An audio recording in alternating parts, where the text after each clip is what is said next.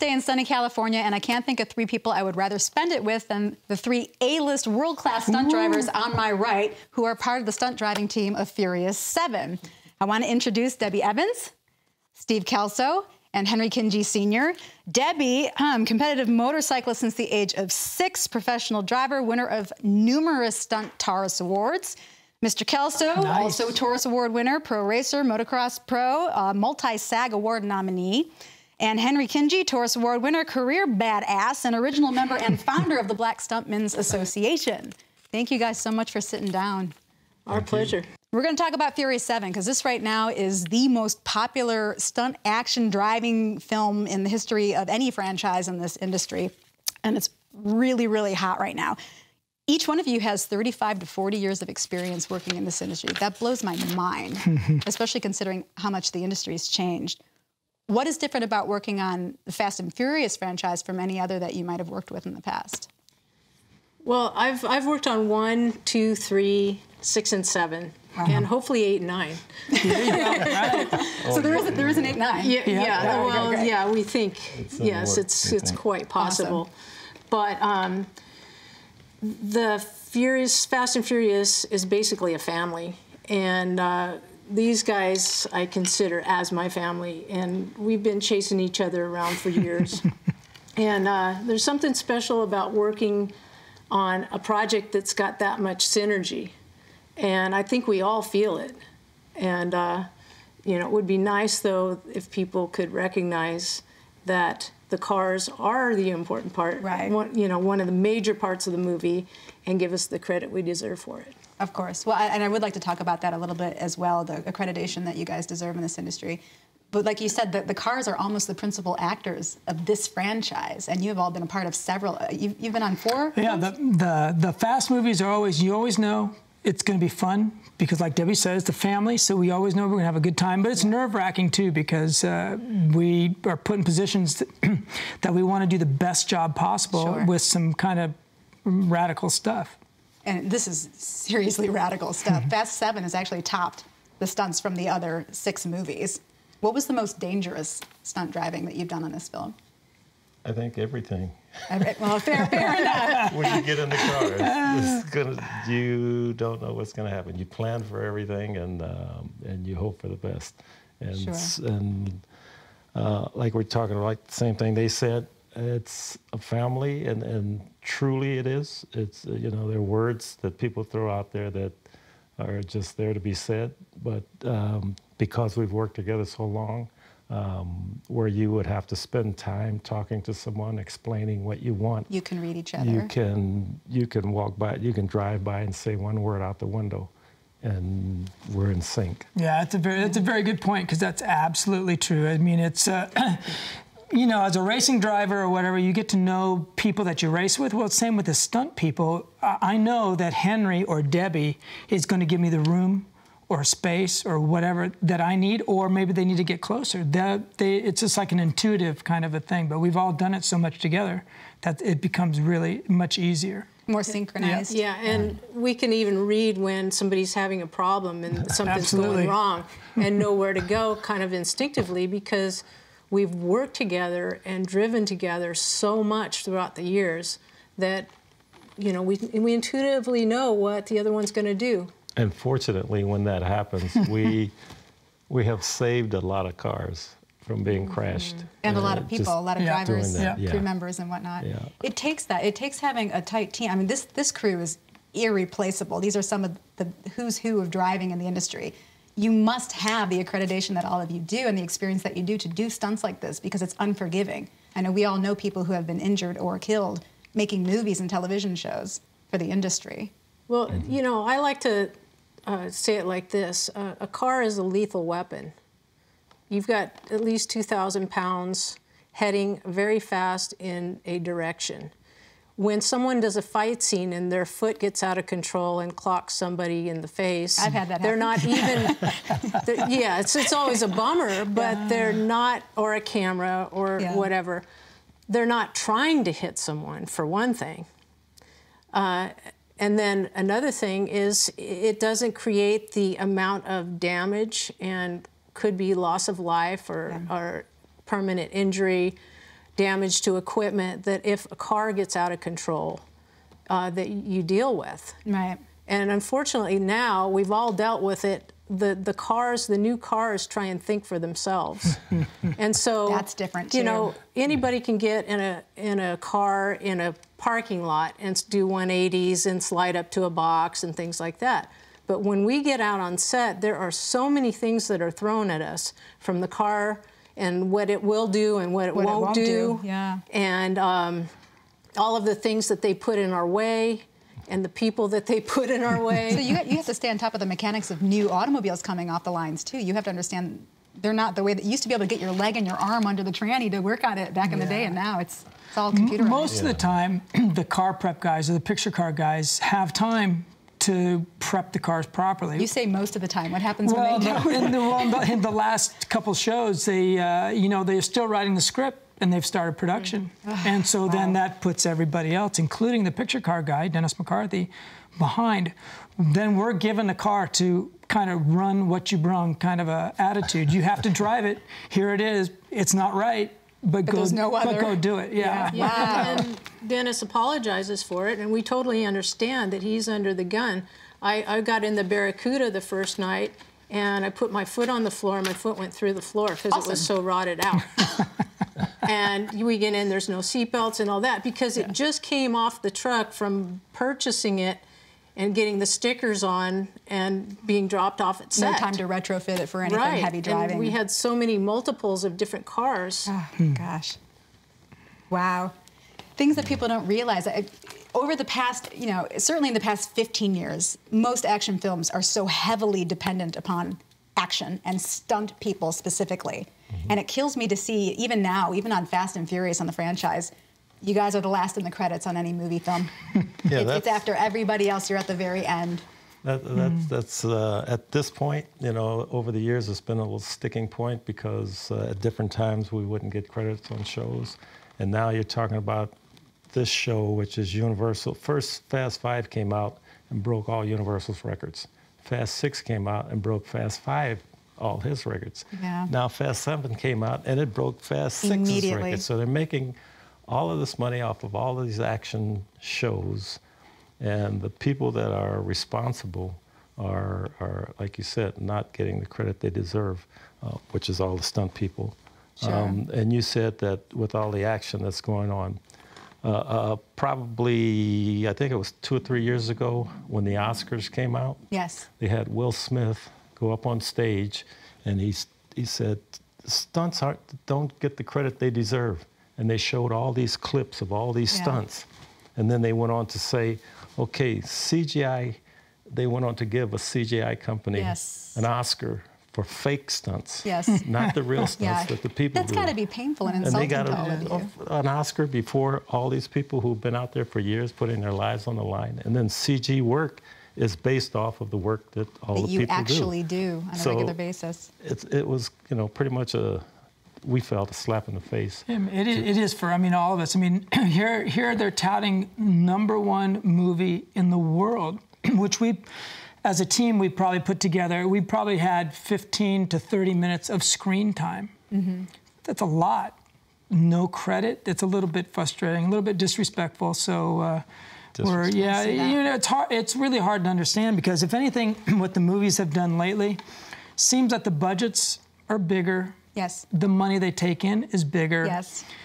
We as stunt people, the residuals are shrinking. Shrinking away. And we get no screen credit. It's. Now, did I also understand you weren't invited to the premiere either? Yes. No, we weren't. As stunt people, we were not invited to the premiere. Wow. Yeah. It blows my mind a bit. Yeah, and there was no casting crew screening either. So nothing. You got nothing at the end of your work on that? No.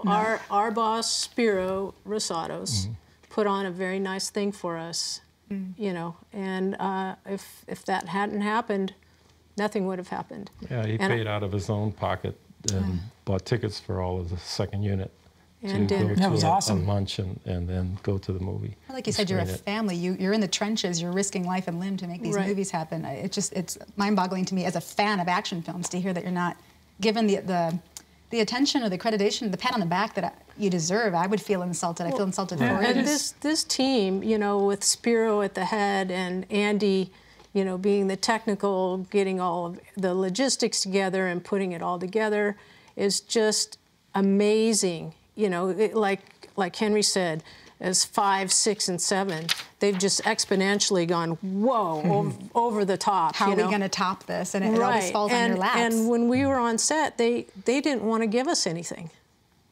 You know, it took an act of God what you to needed get to do your stunt? a robot or, you know, the things that we needed to get our job done. Wow. Yeah, you know, it's a lot of little things. And we love Universal Studios. We love the business we do. We are at the top of our profession, and we're getting no credibility for that, whether it's the hotel they put us in, the screen credit we get, the residuals that are shrinking. I mean, it's, and it makes me not want to go to work anymore. And you're talking about a movie that they're saying is on track to make $1 billion. $1 billion for the work that you contributed to this film. No disrespect to the A-list actors who are phenomenal in this film, but somebody had likened it somewhere in the press that, you know, it's a really, really great, heavy action driving film with a little bit of dialogue in between. You know, I thought, oh wow, if you think about it that way. I think it's more than that. It's definitely more than that. It's more of a collaborative work, I believe. You know, we need them, they need us. Yes, yeah. And we just want to be recognized. And you know, we're still getting the same rate as someone who comes in on their first day, brand new, working at the same daily rate. Which even after all these years, so your rate doesn't rise exponentially with the amount of the quality or the experience that you have. It doesn't, you know, the ability to negotiate. The union rates, it goes up the cost of living, you know, index. But that's it, and it just depends on the coordinator or second unit director that's working with you, and his respect for you and the work you do. To take care of you. They can give you more on your adjustments. But their hands are tied somewhat too. Yeah, when it gets to a budget on a show. Got you. And then, you know, we're talking about the credits. You have CGI. When I was talking about the CGI, you have 100 or 200 names for before CGI. Yours. I saw that. Yes. CGI people. CGI. Correct me if I'm wrong, but CGI is not dangerous. Takes a lot of work, but it's not dangerous. It might be carpal tunnel. Oh, well, that's something. I'm sure there's insurance for that. I think with me, because I'm a huge fan of action films, and as I've become friends with you guys and I've heard your stories, my mind is boggled that you haven't gotten any of the attention and accreditation that you deserve. I believe that you deserve, having watched what people go through. Yeah. We're not talking about people who just started in stunts. You have a lifetime of discipline doing what you do for a living. Yeah, I wrote a letter to the Academy of Motion Picture Arts and Science when that incident happened with the CGI, when they got their first Oscar above stunt people. And sent a letter and stated the same thing, that I saw the show the night before, and Will Smith was talking about the stunts didn't get what they deserved, showed all these stunts, and you went on to give an Oscar to the CGI company. And I said, their stunt people have been out there for years and years and years, putting their lives, bodies, and everything on the line to create action movies for this industry. And there's no respect given because they're trying to get a Oscar for stunt coordinator or second unit director. Right. I got a letter back from the head guy, and he said they are not. They've had a few meetings, and they've presented it to the board, and they decided that at this time they're not going to give second unit directors any Oscars. And I had mentioned about coordinators. He never mentioned coordinators. He just fluffed over it and pushed it aside, not to give recognition. They just decided at this point it's not something that they can do. And then they said, and we don't have room. There are too many awards, and we don't have room. And they went from 5 to 10 shows that they were nominating the next year when they don't have room to put See, the problem with some of this is stunts. that you're not getting an Oscar. You're getting a very soft Emmy. It's at 2 o'clock in the afternoon with the ones that don't make it to the telecast. Right. And you've even had to create your own stunt award show, the Taurus Stunt Awards, the World Taurus Stunt Awards, which for yourselves was a way of saying, you know what, thank you so much, and good job on the work that you've done. I'm inspired by it. You deserve recognition for that you've done. Thank goodness to Red Bull. Otherwise, that wouldn't have happened. It would have either. happened, Right. yeah. You want a Red Bull sponsorship right here. Yeah. Actually, no, it's true though. Yeah. Diedrich Mateschitz from Red Bull, the owner, is the one who saw us as the unsung heroes. And he respected what we did so much that he was the one who came up with the Taurus World Stunt Awards. Wonderful. And the best thing about the Taurus World Stunt Awards is not the trophy. It's great, and we all love it and everything, but there is a Taurus foundation for stunt people that are injured, seriously injured, and not able to return to their work for forever or just for a little bit and get in financial straits. And to me, you know, that says it all. And I really give him kudos for standing behind us and recognizing who we are. Yeah, it's been helpful for the community for sure, to keep you as a community as well. The thing, what I've noticed mostly is that, you know, the studios and the production companies don't give you the notoriety that they give, obviously, the A-list actors, and you're not on the red carpets. And because of that, the general public who buys these tickets doesn't know who you are. They have no clue what you do, what your faces look like, and some of you are doubling the actors on the films, or really in parking cars in trees on occasion, if I remember that correctly. They don't know, they don't understand, they don't know what it takes to be a trained professional in this industry, because they see shows like Jackass and things on YouTube, and to them, stunts are stunts. Right. How do you feel about that? And what do you think really defines what a stunt professional is? Wow. Well, you know, with all respect to the Jackass guys, I mean, it's completely different than what we do. I mean, we're a professional and we train at exactly what we're doing for the job we're doing. Jackass, I don't know that. You know, do a lot of spoofy, crazy, silly stuff. You know, it's. And props to them. I wouldn't do it. So, no, I wouldn't do it. It's a reality show, and that's also kind of brings in where. You have guys that are daredevils, and then you have stunt people. Daredevils go out and try to do something to kill themselves one time, and you get people that run up to you and say, "I want to be a stunt man. I'm crazy. I'm crazy, and it's so cool. I don't want to work with you." No, it's a liability. You know, it's a profession, and you try to do things that are going to turn out and look as spectacular as you hope they will, and be able to go to work the next day, because it's a job. It's not a one-time shot to go out there and do something. Right. Well, it's not a one-time shot on the day either. When you get a stunt, you do it as many times as it takes until they have what they need. It's risky, but with us, it's a calculated risk. Right. The science behind it as well as the physical. And we dissect, you know, when we get on set and we have to do a chase, we're looking at everything. We're watching, aren't we? Yeah. We're going, oh, look, there's paint on that, and it's got some oil. Okay, you know, and we're all thinking the same thing. There's a rock over there. I got to move it. Yeah, no, you walk your sets and you'll kick rocks off everywhere. Yeah, sure. Yeah. No, we got it dialed, you know. Thinking of everybody as well as a team, as well as the crew and everybody that's standing around. Yeah, the cameras, the crew, everybody that's there. You know, they're trying to get shots. They have equipment in, like Debbie was saying earlier, and you have to try to come in and make it exciting and not take out any of those people or any of those things. And then you might need it take after take after take. And you got to keep doing it over, and you're going, when are you going to get this shot? Sometimes they don't know how lucky they are. Right. Do you tell them? Do you ever tell them how close they were to disaster? I've had several conversations with Spiro, and Andy's awesome, and Andy already knows, but it's getting it across to Spiro. Go, Spiro, this is a 1 in 100 shot. You really, come on, you crazy. I've heard it. I've heard it many times say that. Calmly like that? Yes, very calm. That's how he does it. Honestly, what was the most... your careers are what's what in moviedom, and the action films, there's so many credits, I don't even know where to begin between the three of you. What is the most dangerous, scary, stand-out stunt that you've ever done for the sake of motion pictures? So I don't know which one to pick.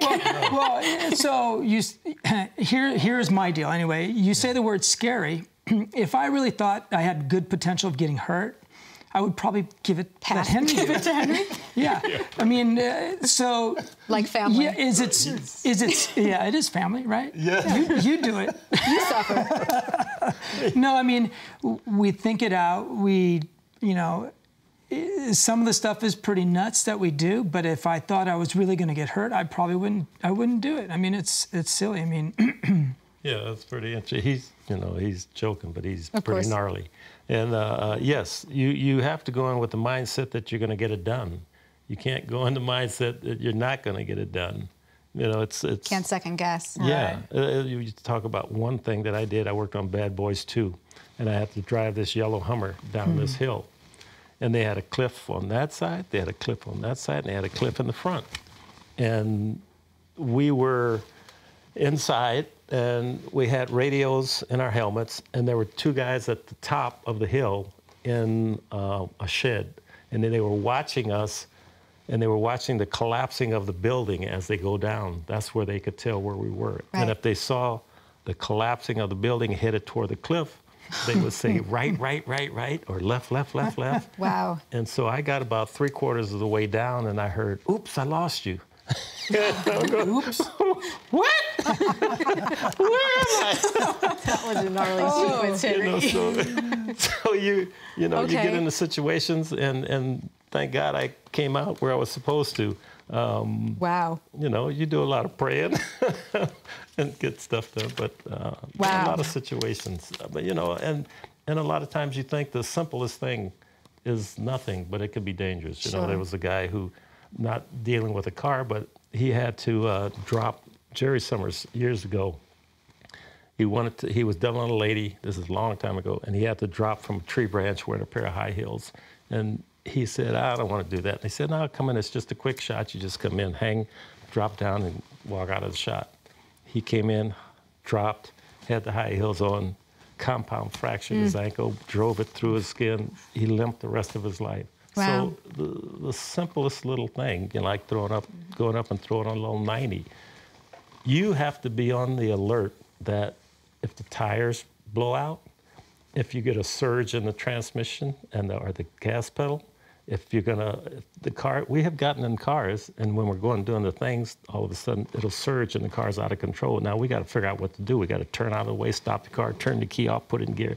It's just, you got to be on top of it because you're trying to get this aggressive motion in. You're trying to get this aggressive shot with all the people standing around, but you also have to be aware that if something happens, You have to adjust. I got to be ready to stop. Right. And that's a lot of seat time and a lot of experience that gets into your muscles and your brain. Yeah, one time I was working on the ring, and I had a Volvo station wagon, and I come out of a parking structure and turn right, and I'm headed toward an intersection with camera right here, and I'm about here getting ready to throw my slide, and my throttle stick's wide open. And Awesome. so I reached down, shut the engine off, and it was an older car, so it didn't lock on me, and I was able to make the turn coasting. I turned it back on, finished the shot, and had to go through a bunch of cars, and at the very end, the throttle stuck again, and there was a van coming this way, and I ticked mirrors. And then I said, okay. From perspective of camera, like, what's your she cars? doing? Mechanic, please. Oh, God, wow. But, we just have to react. And another thing that's really cool is people don't realize, they think, oh, it's just driving. It's a performance. Yeah. Mm-hmm. Yeah. You do it, Yeah. you do it, I do it, the rest of our team does it. Yeah. We know where a camera is. We know what's happening. We know what the story involves. Sometimes you whether even know what your somebody's actors are doing. You have drunk to or match can't them. drive very well or whatever. We portray all this stuff. Wow. And we make the car behave so that the audience believes that this is real. Real and seamless as well. And that's a big part of it, is knowing camera, knowing how to play the camera, knowing what the lenses are. And so the amount of experience that we're able to bring to the table saves production so much time. So much time and money. Yes, absolutely. Yeah. Well, I know there's a lot of really, really talented drivers in the business, but they don't necessarily do what you do as the team that you are. What do you think it is that made this team a team, and why you and not somebody else? I mean, how did this come to be? And you've worked on 4 or 5 films, each of you. Yeah, of this I mean, franchise. you say there are good drivers, but there are some better drivers, and I think that's what we benefit from as a team. So Spiro and Andy put together the team, and he has some good people who can do the job, you know? It's just, honestly, we were lucky enough to get picked. We got lucky enough to get picked. I think you earned it, lady. You know, especially being a woman in this industry, too, you've got all kinds of other challenges that you have to face, but then at the end of the day, you go home and your mom and your, you know, wife and your other things too, and you as well. I mean, you got sons in the business that have grown up and learned from you, and now they're doing stunts as well. Yeah. Steve, I don't know if you've got family in the business. Nope, not yet. That might be a blessing. I mean, they must. You must worry about your kids, and it's a different business now than it ever has been. Oh yeah, big difference. Big difference. The industry has changed.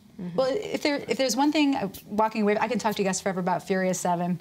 And this car stunts, which I think everybody wants to hear about. But if there's one thing you can say as a message or inspiration to people who want to be stunt professionals in this industry, what can you give them to walk away with? Something serious that they can walk away with about what it really takes to do what you do for a living.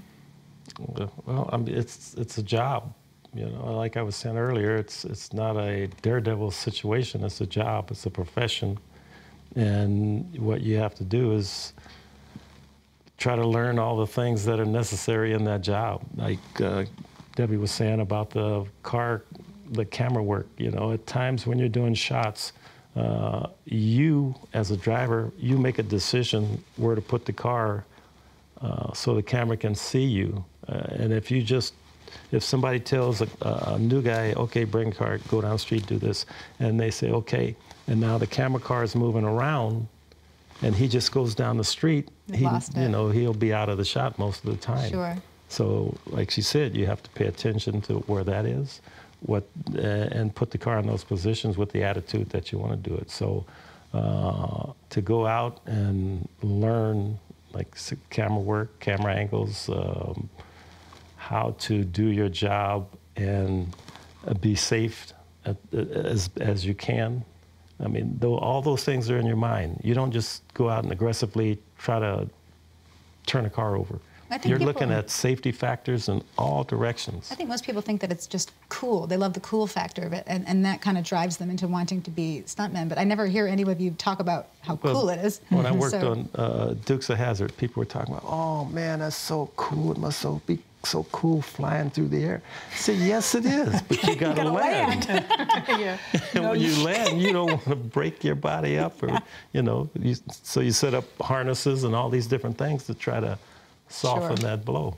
You know, it can be the coolest job ever. When you're in the moment of actually doing the particular stunt, it's the best job ever. But the reality is, it's taken a long time. And for anybody new who wants to start, not only do they have to be talented and they have to learn many different things, such as Henry was saying about being safe and physics and silly stuff, but they're going to spend 10 years. They're going to spend at least 10 years.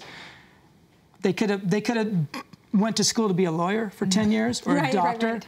It's going to take them 10 years till they get a circle of people that are going to hire them, to do the job and to trust them. And so that's something they really need to think about. If they have the heart and the knowledge and they want to do it, they can certainly succeed. But it's a long road. I mean, and people should really understand that. There's no easy way, basically.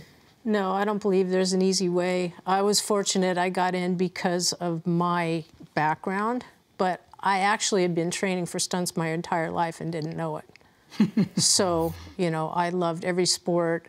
I was climbing fences and hanging from things and wheeling my bicycle and skateboards and unicycles and skiing and snow, on and on. I loved everything active, and motorcycles was my specialty.